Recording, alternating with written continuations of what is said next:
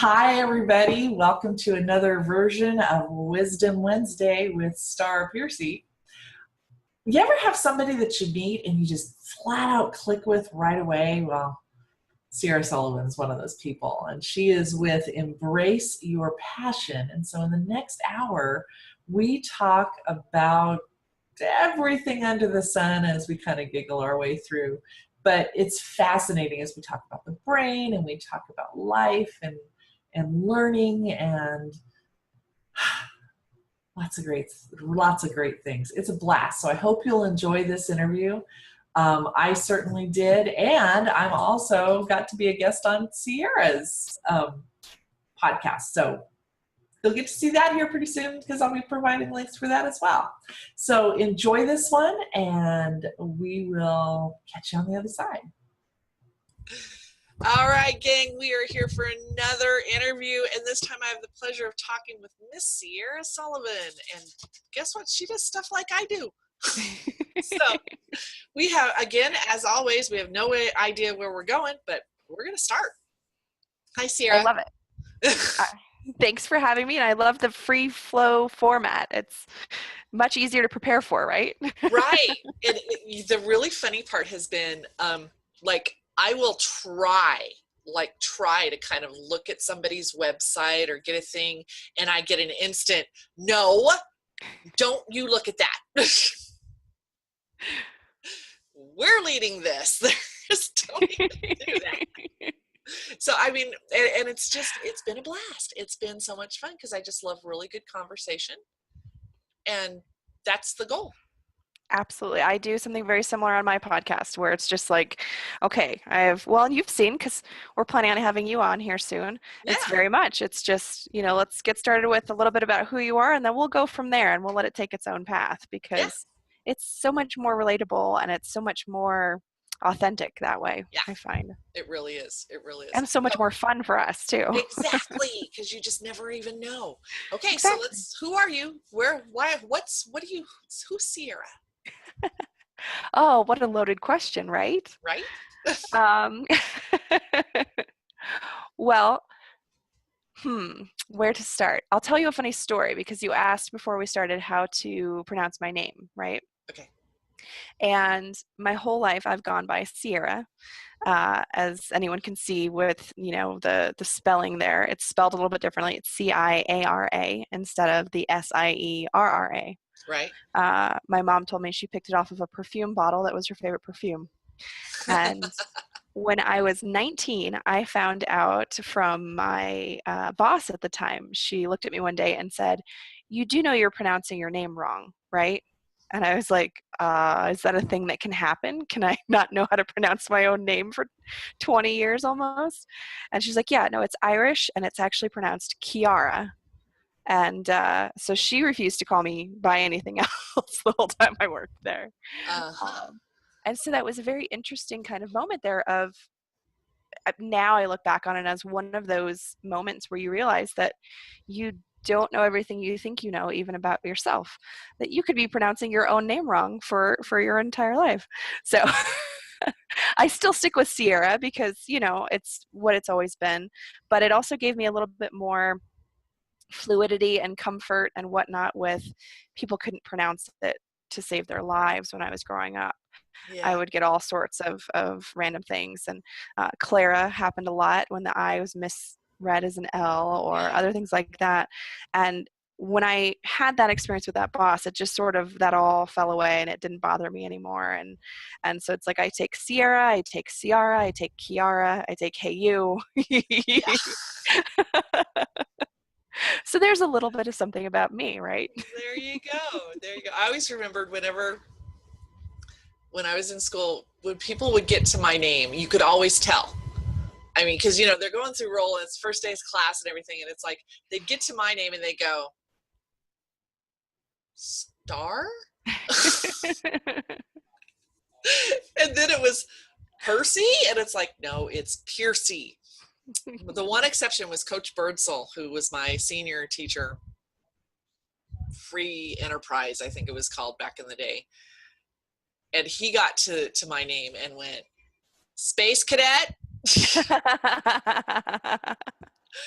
just like, here, because yeah.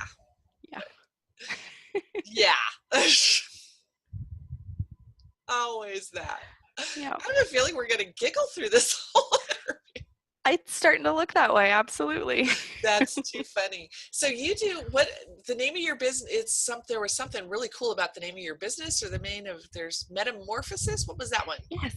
I named my business Mentoring Metamorphosis because like about 2 or 3 years before I started it even, because it just appeals to me.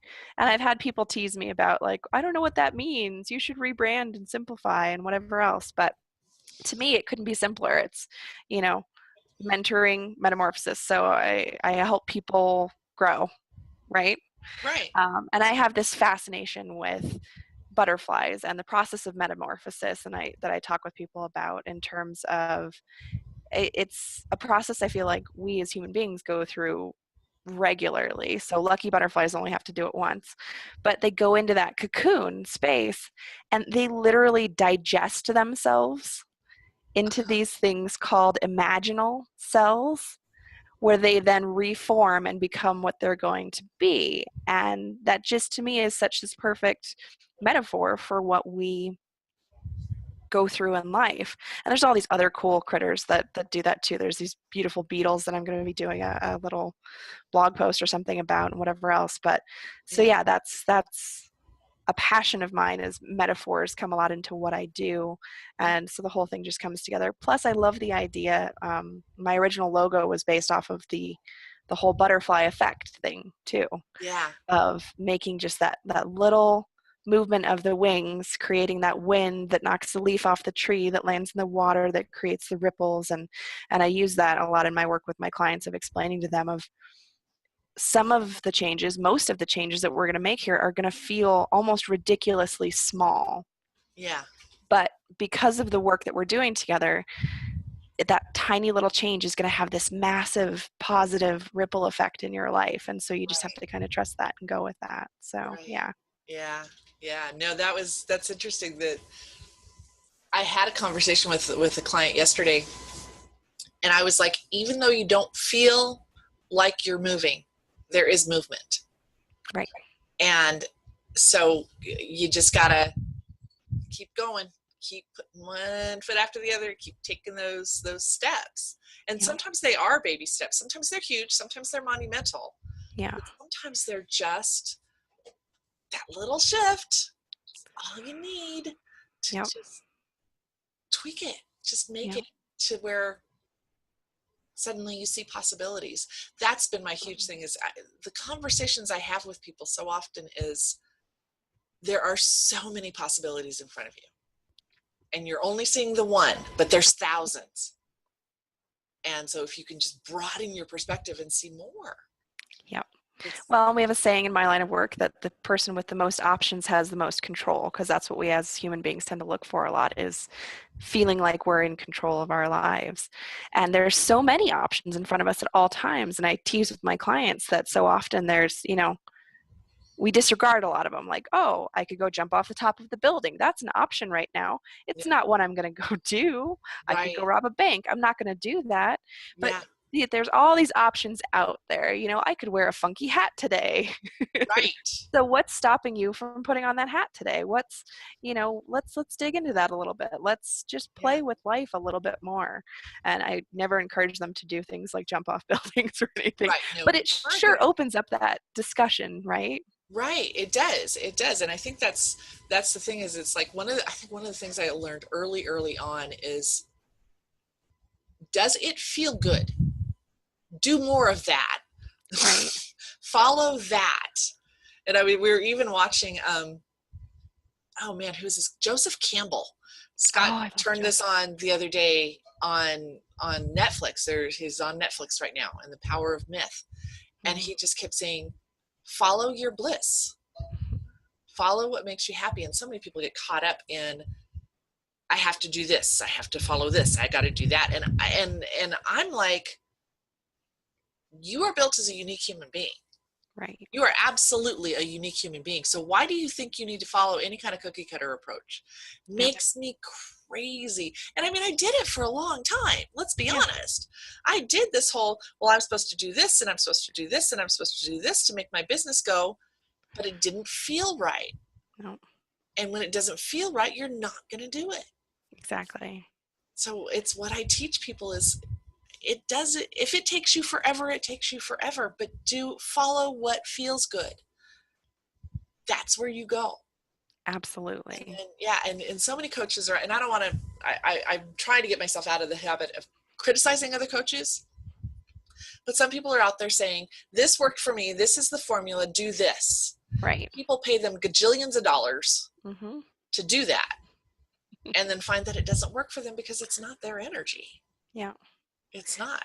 Well, there's this lovely quote from Jim Carrey, kind of referencing Eckhart Tolle's work. And he talks about that we make these decisions sometimes out of fear disguised as practicality. Right. And there's that, if I do it my way and it doesn't work, then that's on me. But if I do it her way and it doesn't work, then I can be mad at her. Maybe I can get a refund and I can start with someone else's way and I can whatever else. And do we do any of that? No, not usually. We just pay somebody else and go after that. Or it doesn't. How often does following that path, like you said, it doesn't, cookie cutter doesn't work for everybody. There's a reason it's so what it is cliche wise that it's shoving everyone into a box, and everyone has the same font on their website, and everyone has, and what makes us amazing is what makes us unique. So why do we want to try and all be the exact same? Exactly. And it takes a lot of, I guess it takes courage. I think it just kind of, I don't know if it takes courage. I think it just takes, maybe it takes stubbornness. Maybe it just takes, I would say it probably takes both. It takes stubbornness to get to the courage, or to hold through on. Sometimes you can have that courageous moment and you can take that leap for the net to appear, and then like you have to be stubborn enough to keep falling because there's all these other little things that you could get caught on the way down that seem safer than making the whole fall. Yeah. It's funny. It's just like one of my crone stones that I do in my readings is always about that, you're there. The ruby slippers are on your feet. And then that leads me over to the Wizard of Oz, where Scarecrow said to Glinda, Glinda's like, the ruby slippers are on your feet. You have the power to get there. And he's like, well, she's had them on the whole time. Why didn't you tell her that? And she's like, because she wouldn't have believed me. Yep. And that idea of just take the step. You don't have to know. Just know that you need to take the step. Yep. And follow that.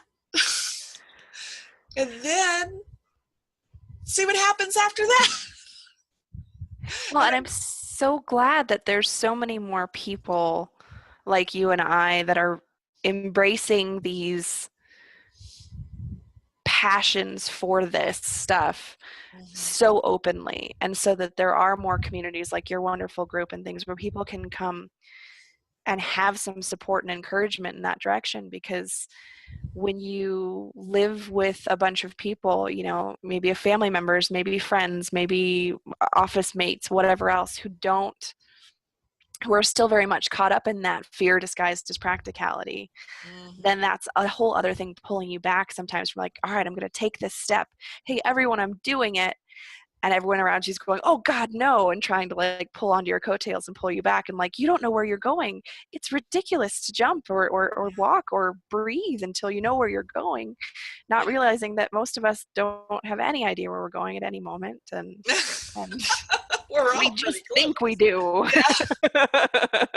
One of my favorite, I am full of favorite quotes. And one of them is, the things you control end at your skin.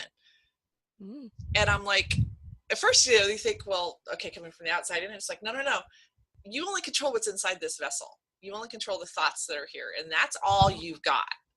So you get to decide are you having a great time or you're not having a great time? Are you, you know, and it's evolved to this finally thing where, I mean, I still, you know, wake up at 3:00 in the morning. I'm worried about my mom's dog dying to the next day, or, you know, worried about the bills or worried about something. And I finally got into this habit of just going, the universe is for me. The angels have my back. Nice. And just leaving it there. And then I can go back to sleep. And then sure enough, I'll wake up 2 hours later and the solution is there. Because there's magic in sleep, and who doesn't love to sleep? Right. I really like sleeping. I think it's like the best thing. Who doesn't love a nap? Well, and my husband and I actually started, and this doesn't apply to everything, but to those moments, it's become our kind of, our joking tagline to each other of like, well, when in doubt, wait it out. And it's our little shorthand for, is there anything I can do about it right now? No. Is there more information that I could use before I make a decision about it? Yeah. Yes. Am I going to magically know that suddenly this instant? No? Okay, well, I'll wait until I get some more feedback from the universe.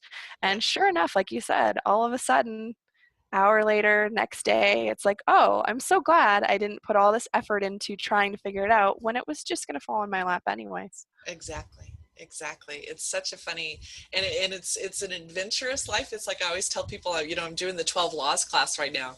And I told somebody last week, I'm like, yeah, we've got class on Wednesday. I can't wait to hear what I have to say.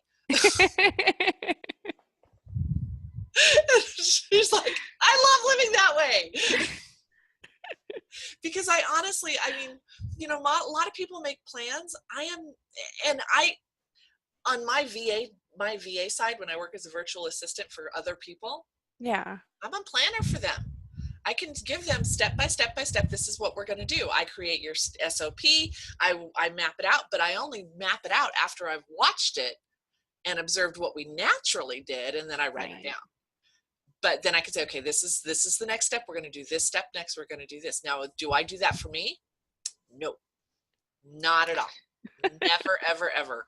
And I mean, I didn't even know coming into the first Fierce Manifesting class what I was going to do. But I picked up a book that day and I went, apparently I'm reading from this book. Okay. And so now it's become every week we're going to just go with a different author, different thought leader as it applies, read the passage and discuss. That's what we do. I bet it works beautifully. It does. It's awesome. And it's also fun and surprising. And I may not do it the same next time. I may do something different, but exactly. The beauty of just allowing things to unfold is just, you can't beat it. You can't beat it. As long as you can just get yourself out of your way and stop worrying. That's right. That's the big thing. That's the thing that you put your work and effort into. Yeah, exactly. That's where the work goes, is the monkey brain. The monkey brain.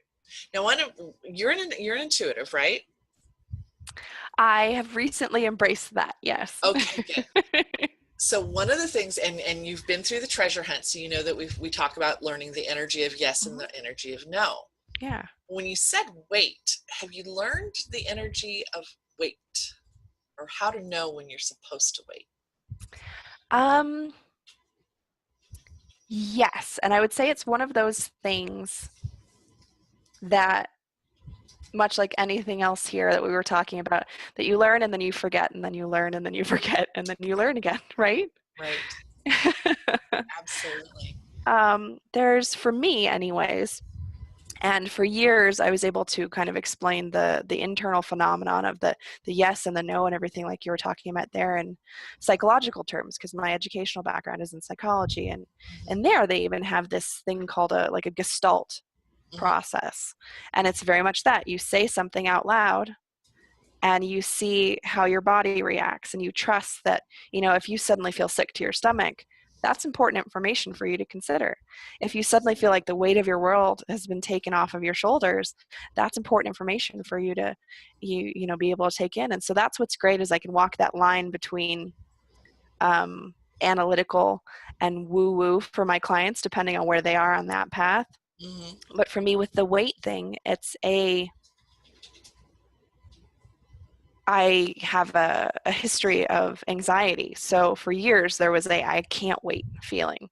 Everything has to be done right now, or else the world's going to end, panic attack kind of a thing. So the relationship with waiting was not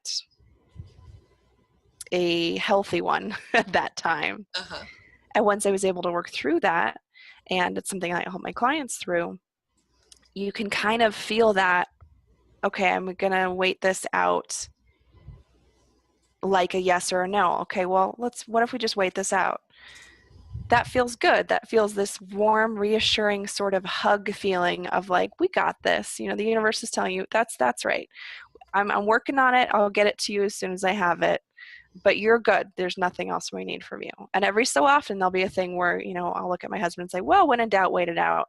And the thought will pop into my head and be like, but you know, I am going to call this person, just someone totally out of the blue, and just touch base with them about maybe something even unrelated. Like, I don't know why that just occurred to me. And I'll do that, and all of a sudden that's where I'll find that answer. And so that can be that inspired action that kind of comes through there. Yeah. I love that. I've always like, whenever you get an inkling to call somebody or talk to somebody, go do that right then at that moment. And I've had situations, like I had a situation here lately where it was like, I had a conversation about a friend, and within half an hour she called me. Nice. You know, and so you're like, okay. It was one of my I wrote a blog about it. It's called A Weird Day for an Intuitive. And I mean, if it's a weird day for an intuitive, it's a weird day. And so it's like, but I love that. And then I've also had experiences where it's like even though I could move, I get this feeling of stay right here. Don't move yet. Just don't, no, you know, and it's like, it's almost like this pressure to just not do anything. Yeah. Like there's someone who I think back to being in the car as a kid and my grandfather driving, and when we'd come to a stoplight or something and he would stop a little bit short and he'd reach over and he'd put his hand like on my chest to hold me from getting jerked forward into the seatbelt. Right. And it's kind of that feeling of just like, whoa, not yet. Yeah. And sometimes for me it comes in the wake of like, oh, I'm going to do this on my laptop and I'm going to pull this up. And all of a sudden I can't log into anything. And then like my laptop's being weird and just like, all right, no, actually I'm going to go make a cup of tea. Yeah, exactly. Revisit this in like an hour. Exactly. And then I've got a phone call in the middle and it's just like, okay, all right. So I try not to get frustrated by those things. Yeah. Or suddenly I turn the wrong direction driving somewhere and end up taking like a 15-minute detour around through this other area. And the first, you know, that's the kind of thing that can annoy anybody. Yeah. But I started paying attention to like, well, you know, it's fine. I'm not going to be late. I left myself plenty of time, or I'm not even in a rush to get anywhere. So it's cool. This is a pretty detour. I'm going to enjoy it.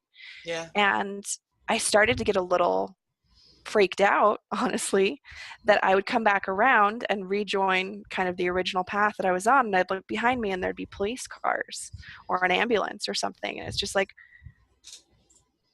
okay, I didn't need to be there right then in the middle of that. And okay, wow, I'm so glad I accidentally turned at the wrong light.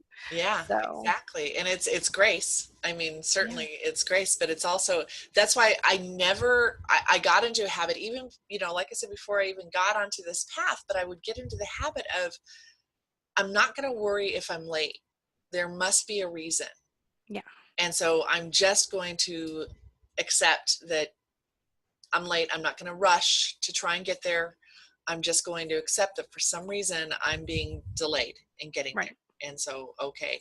I always said, like, when I was in my 20s, I always figured I had something that kept me from the brink of disaster. I didn't know what it was, but there was always this moment where I could have stepped over a line and really screwed my life up, and something held me back from that. And I at least knew enough to listen to that. Yeah. But I couldn't tell you why. Right. And I think it's, you know, people trying to define what it is to be an intuitive. We are built with it. It is in our DNA. Our bodies have that wisdom to tell us. And that's, I think, the difficulty is trying to explain to people what it feels like, what wait feels like, what yes feels like. And so I have to give them examples of, think about this. What's that feel like? Go with that. Yeah. Yeah. Well, and that just made me think of this really amazing experience for me, that when I was younger, I was much more in touch with my intuition and in touch with my woo side and all of that. And then I went through a phase where, for whatever reason, I had very much kind of closed that off, and I just couldn't feel like I could be in touch with anything. And then the last few years, gosh, probably the last 5 years, I started to kind of toy with it again. And it was like so excited to see me. It's like one of those dogs that's waiting for you when you get home. And it's just like, and so then I'd be like, whoa, too much. And then like, okay. And then, whoa, too much. Well, like you said, in your group, you take one step toward it, it takes 10 steps towards you. Yeah. And so it's so powerful. And so we've been in this dance. And when I was in training and I got her permission to share this, otherwise I wouldn't, for clinical hypnotherapy, I saw this really amazing process take place with one of my classmates. And she had gone through some things, as a lot of us tend to, when she was younger. And she was trying to resolve that for herself now, that the remaining feelings and things like that. And so we did this regression for her, and she went back and sat down and like talked to her younger self and told her, I know it doesn't seem like things are okay right now, but things are going to be okay. And you're going to meet this amazing man, and this amazing thing is going to happen, and that amazing thing is going to happen, and all these other things. And after that experience, I sat down and I thought about it, and I thought, for those who struggle with believing in any kind of angels, any kind of universal energy, any kind of gods or goddesses or anything else like that, at the basis level, what if it's you in the future reaching back through time somehow to tell you it's going to be okay? And so that moment when you think that nothing's going to be okay, what if it's you reaching out and hugging you and saying, it's okay, I've seen the future, you're going to make it, and these amazing things are coming, so just hang on a little bit longer. Yeah. What a great philosophy. I've always been like, and because some people just have a hard time accepting, the funniest part I have to share is yesterday, my mom, I came out to my mom and told her, I'm an intuitive, I do angel card readings and everything like that. And one of my friends has been teaching me how to communicate with animals. And so my mom's dog is dying. And so I got the impression yesterday that he just wants to call his own shots. He just wants to be there with my mom and the other dogs and just go when he's ready. Yeah. And so I got to my mom's house and I explained that to her. And I went back and I'm sitting down and I'm talking to Buster and just kind of holding his head and petting him and kind of comforting him. And my mom comes in, and this is Mom, dyed in the wool Southern Baptist, comes in and she goes, did he say anything to you? I'm like, yes, got it. But I always explain to people that call it what you want. It's intuition. It's the voice of God. It's flow. It's whatever words you want to give to it. Yeah. All energy and universal love and law and exactly. I will talk to you in the language of a Christian if you want me to talk to you in the language of a Christian. I will talk to you from the woo-woo space, because what's most important is it's not about me. Exactly. And so I'm going to talk to you in the language that you understand. And I used to be that, oh my God, my spirits are just telling me. And it's like, if you can't talk to people and where they're at, your message gets lost.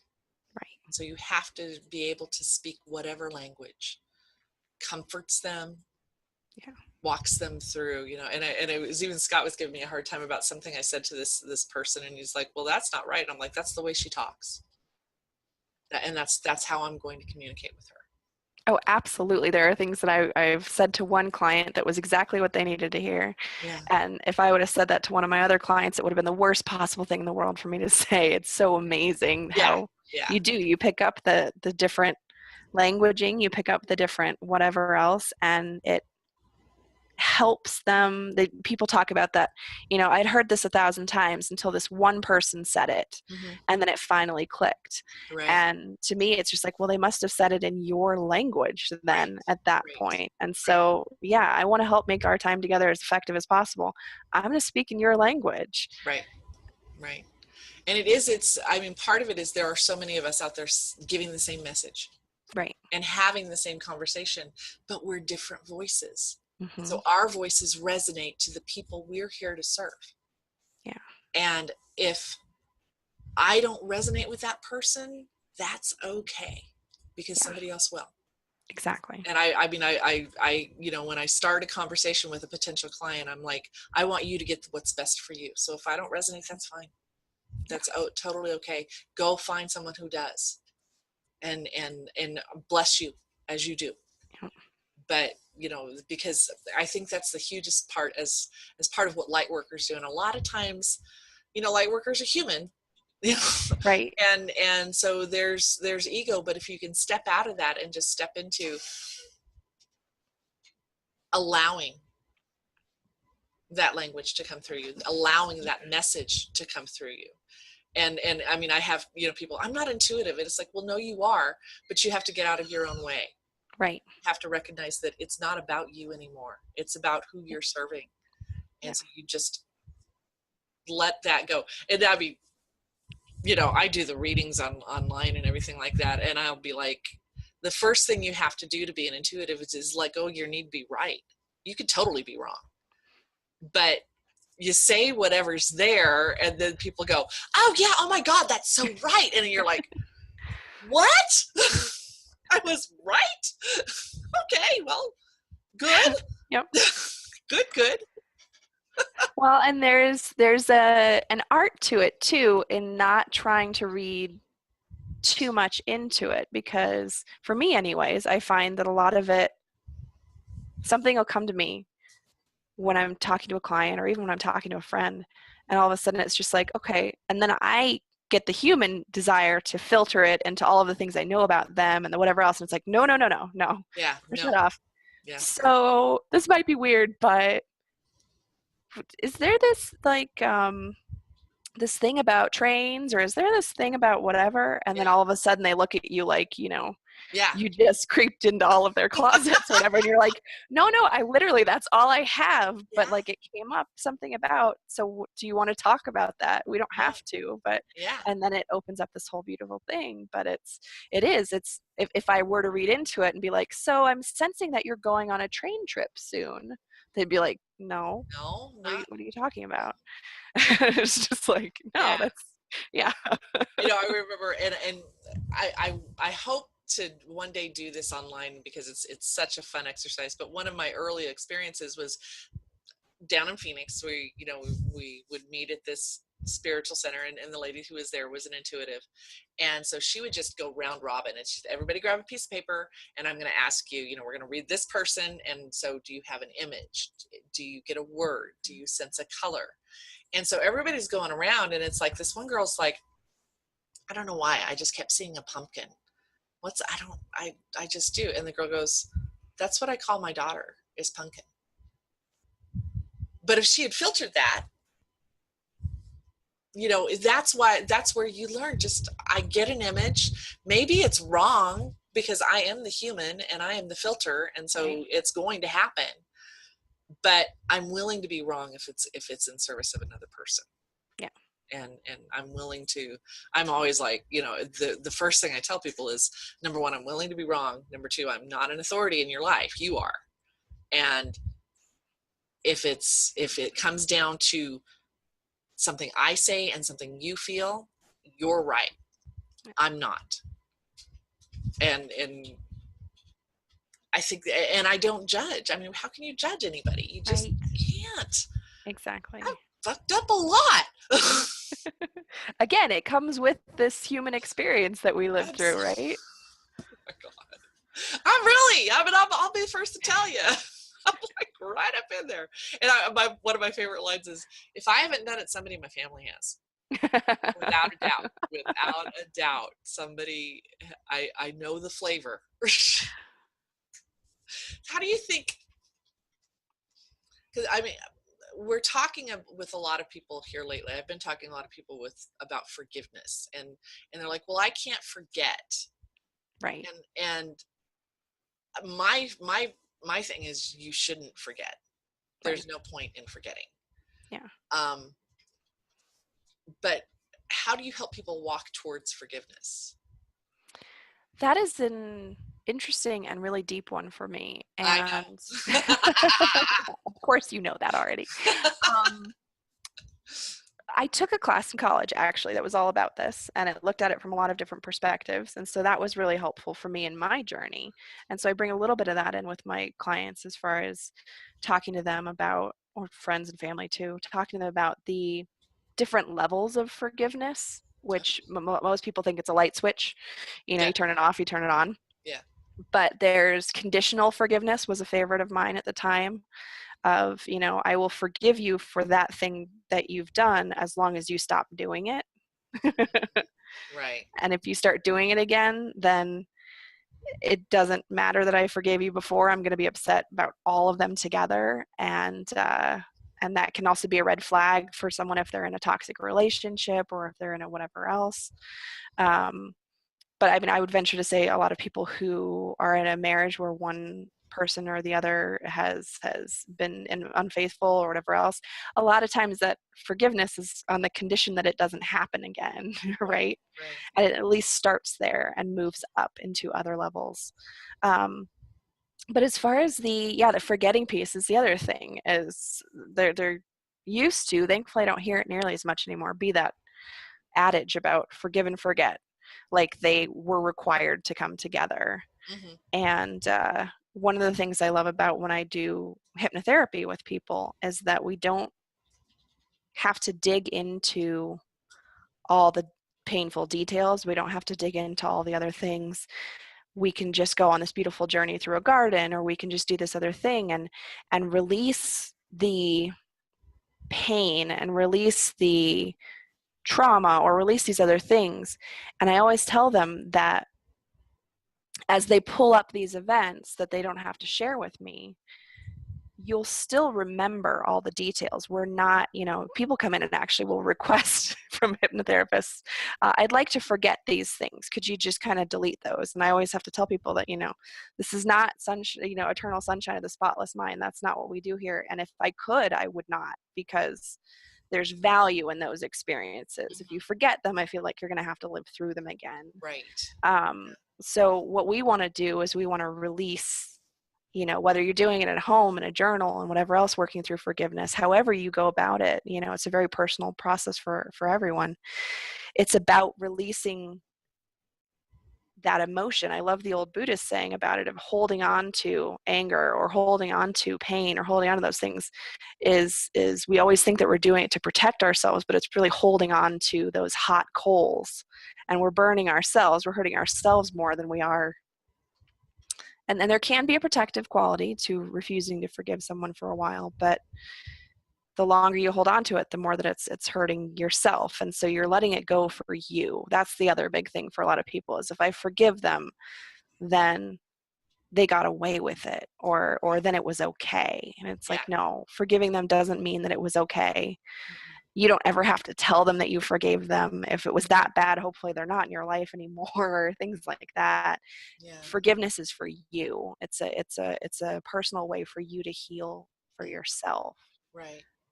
So, well, and because it's like, as long as you hold on to that anger at somebody or that upset with somebody, you stay attached to them.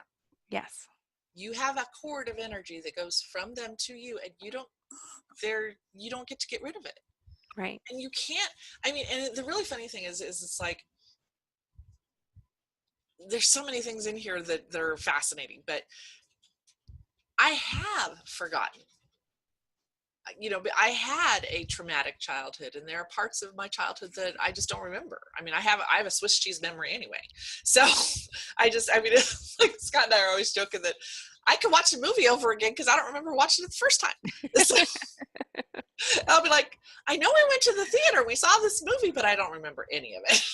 It's like, so I have that, whatever it is.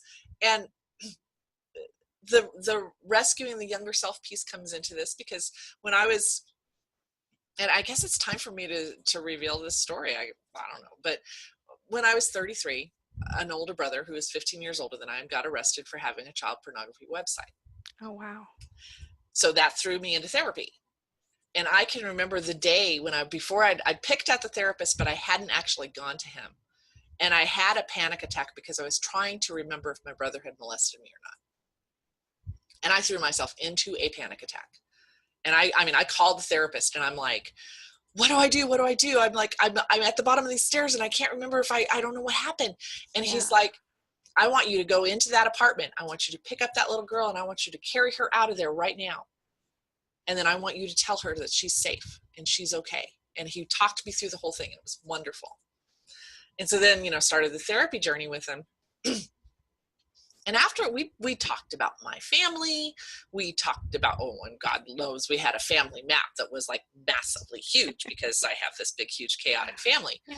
And after a month or so, I was like, Creighton, we haven't talked about Kelly. We haven't talked about whether or not I was molested or not. And he's like, if you're meant to recover those memories, you will.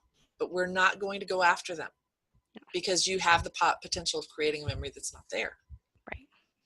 So for years, I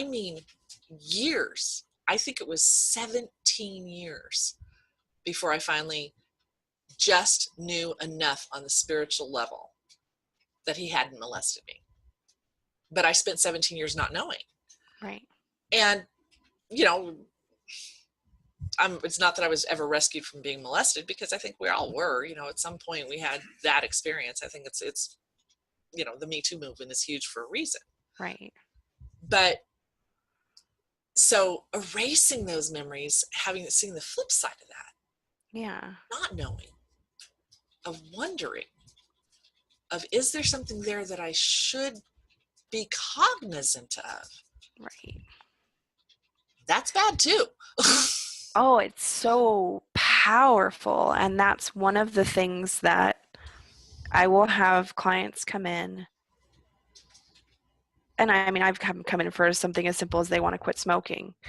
But as we talk through about what hypnotherapy is and how it works and this and that, one of the number one fears that would come up was, well, what if while I'm under, or however they want to call it, what if I say something that I don't want to say, or what if I remember something that I don't want to remember, or what if, and so I've had that talk a lot of times about the fact that your subconscious mind that's really running the show behind the scenes, it's the man behind the curtain in that case, knows what you can handle and knows where you're at, and won't, you won't reveal anything to me that you don't want to reveal. There's, of course, the misunderstandings about how hypnosis works, and that I'm in there poking around at stuff. Right. So there's the reassurance that I'm not going to dig for anything, that nothing's going to be revealed on its own that you're not ready or willing or interested in dealing with.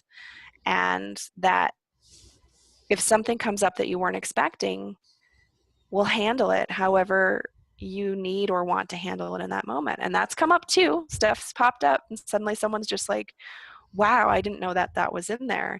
And I'm so glad that it came up, and I'm so glad that we handled it, because it was like this, we create that space, and I'm sure you do this with your clients too. You create that safe space for them, mm-hmm. where they could be working on something totally different. And the subconscious mind goes, hey, now's a great time. Let's throw this out there, deal with it. And then when they kind of come back out of that trance state, then it's like, wow, I didn't know that was there. But now I know that it's there and I've already processed it so that I don't have to struggle with it. So it was the perfect time for it to throw that out there. It's just when you were strong enough to deal with it, there it was. Exactly. Absolutely. It's so funny too. I used to have a friend, and I'm like, I didn't even realize what was happening. We were working with internal family systems, Dr. J. Early, and so doing the parts work and everything like that. And so I would go to his apartment, and we would sit there, and we would have the parts work and go through the whole thing. And one day I came in and I had a Starbucks with me, and he goes, "I can't believe you're drinking a Starbucks right before you go into a trance." And I'm like, "I've been in a trance? What? Are you serious? Really?" I just thought I was talking to these parts. Yep. Is that what hypnosis is like? Is that where you just go back to the place and you talk to the things and you do That is one level of it. Yeah. That's one of the things that I love talking to and surprising people with, is that there's multiple levels. That's the lightest level. It's something that we call like conversational hypnosis, where we're looking at each other, we're talking, everything's good, but you're able to go down into kind of that calm place. You're asking questions to those places, and I'm just kind of standing there and guiding and helping whatever else. And then there's a medium level where usually people are laying back, relaxed. Oftentimes they'll close their eyes. It's just a very light trance, though. We're still talking, we're still whatever else. The one that most people think of when they think of hypnosis is the deepest state, which is something we call somnambulism. And it's that layer right there above sleep, where those are the ones where you might not remember every single word that I said while you were under. A lot of times if we're going to be talking, they'll kind of come in and out of that state because it pulls them back into being a little bit more awake to be speaking and whatnot. That's the state that we use for past life regressions. Or really deep, like present life regressions and things like that, because it's where you're most comfortable, you're kind of most flowing in that space and most receptive. But that's the one where people are just like, I was aware, you're still in there, you still hear my voice. But it was like I was aware that like I could lift my arm, but I just really, really didn't want to, because it just felt like too much effort and I didn't need to. And I love, you'd be out for 15-20 minutes and they get up and it's just like, man, I feel like I just took like a 4-hour nap, because you're in that restorative, restful place. So it's really, I know, I live I do a lot of times I have a ton of sleep learning systems downloaded on my phone. I love it. And as soon as the dude starts talking, boom, I'm out. It's also Columbo. You may be old. Do you remember Columbo? I've seen some Columbo, yeah. Columbo also puts me to sleep. I am typically asleep by the time before Columbo arrives on the scene. Nice. All it takes is the music and the murder, and I'm out. And I think it's because my dad watched a lot of Columbo when I was a kid. Yeah, there's some kind of subconscious reassuring nature to it. Yeah. So if I want to actually watch an episode of Columbo, I have to do it in the middle of the day, because otherwise I'm done. I'm just out. Cracks me up. And Scott actually tells this story of how what was that class, Scott, that you Okay, it was Systems and Theories of Psychology. Yeah. And I would be asleep in it every single day. The fact is, after the first couple minutes, it just put me to sleep. So it became a Pavlovian reaction to his voice, which was funny because we were studying Pavlov as one of the systems and theories. And he asked me at the end of class as part of the review, why do you fall asleep every day? And I used that as my example. And he's like, okay, well, you understand the theory. I'm like, yup. I slept on the book. At the end of the class, I opened the book and it still creaked. Like it was brand new. I never opened it. I got the highest grade in class. Nice. Well, yeah, you were listening to everything he was saying. He just knocked you out in the process. Got right in there. It was sleep learning. Absolutely.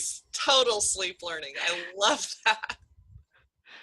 And it's gotten to where the really funny part, though, is a lot of those sleep learning tapes, it's like I'll have to go back the next day and listen to it to hear what he said. Right. Where the hell did that thought come from? What was that? So what got you into, was it the study of psychology that got you into the hypnotherapy? How did you get there? It was an interesting path. I always sort of wanted to go into psychology, and for many years after high school, I was like, oh no, I'm not going to start that because it's like a whole 7-year process, and I'll find some other way. Mm-hmm. And so through so many different jobs, I mean, I did customer service, I did marketing, I did whatever else, and I always kind of kept coming back into that like coaching, counseling role somehow, no matter how much it didn't apply, Right. because that's what I feel like I'm meant to do. It's what you do. It's who you are. So, yes. Yeah. So finally, one day, my husband and I looked at each other and I was like, you didn't get a chance to finish college and I didn't get a chance to go to college. Let's do it. And so we went back to college together, which was sweet and romantic, and had teachers tease us about being a power couple at the school and whatnot. And so I was all set on this path of, okay, I'm going to go and I'm going to be a psychologist because that's what I'm going to do, and that's the best fit for what I do, right? And just about, I don't know, most of the way through my bachelor's degree, so after I finished the associate's level stuff, I was going through the bachelor's stuff, I kept getting pestered, for lack of a better word, by professors and all these other people about but you need to know which master's program you want to go into, and really don't even look at these or don't even look at those. Your choices are clinical psychology and marriage and family therapy. And I was like, but I don't love either of those. Like, I want to take a more eclectic approach. And well, no, but you have to get your master's and you have to go into this and you have to whatever. And so these are your choices. In clinical, you're going to be, prescribing meds, which I'm not a big fan of. And marriage and family is going to be a little bit more open. I really started to lean into that one because, okay, well, I'm working with marriages, I'm working with family, but I want to work with individuals. I want to work with it, and I want to do this, and I want to do that, and no, box, put it in a box, make the box smaller, make the box smaller again. So I was getting really frustrated because I was getting really close to finishing my bachelor's degree, and I'm supposed to be applying for these master's programs, and I'm supposed to be whatever. And I moved across the country for many reasons, but one of the reasons on my list for moving to Oregon was, well, there's this great marriage and family therapy program at Portland State, and it sounds like it also kind of opens up to all these other things and whatever, but I just felt this call to be out there for many different reasons. And hypnotherapy had come up about a year or two before that, when a friend of mine on LinkedIn actually popped up that she was doing work through a domestic violence trauma recovery group as a clinical hypnotherapist. And I was like, a clinical hypnotherapist, what is that? I thought hypnotherapy was just that thing they do on X-Files for people who have been abducted by aliens and want to try and remember, right? And so oddly enough, here it is a few years later, my husband and I have moved to Oregon for many reasons, none the least of which was looking into master's degree programs. And we're sitting there watching X-Files and I had never seen it before. And I'm watching even in that instance, and I was just like, well, they're basically doing like a kind of therapy with her. It's not about the aliens and it's not about the whatever. They're trying to help her process this experience that she had. And they're trying to, and it was like clicking for me. And I was like, well, okay, I'm a researcher at heart as well. I'm going to look into this. And so I started researching all this stuff and I started whatever. And there was this program just outside of Portland, like 15 minutes from the master's program that I was looking at going into, for clinical hypnotherapy and neurolinguistic programming certifications. And so they award-winning, clearly a really in-depth program as compared to some of the other options that were out there and all this stuff. So bug up my butt intuition-wise, right? I write to them and I say, I'd love to come in and learn more about this program. I know you have one starting in 3 weeks, but I'm there's no way I'm going to be able to figure that one out. But I wanted to know when the one is for spring, and so I could start planning for that and this and that and the other. And normally the old anxiety portion of me would have said, don't write them. They're going to try and sell you on this class that comes up in 3 weeks. And I was like, no, I know that I can't do that. So they can try and sell me all they want. Well, sure enough, I get there and I find out that this is the last class they're doing for possibly ever, or at least for a couple years because of other things that they have going on. So if you want to do it, you need to do it now. And I just knew that I needed to do it, and I needed to do it then. And so I couldn't do it, and I found a way to make it happen. And next thing I know, I spent 6 months doing master's level training in hypnotherapy and neurolinguistic programming.